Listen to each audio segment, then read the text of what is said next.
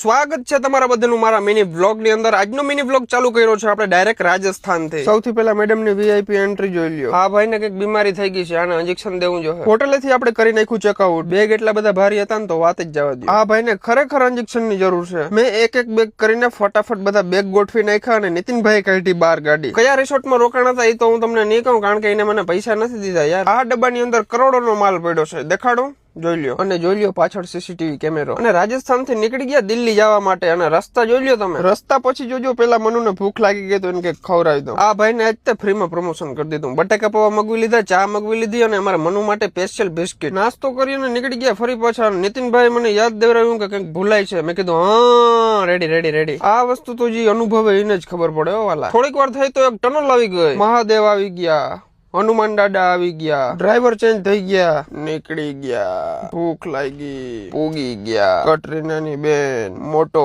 Phone, કિંગોનો king, bread, પૂરું, નીકળી ગયા। ટાર્જન, પૈસાનું પાણી, ખાવાનું લઈ લીધું, ખાઈ લીધું।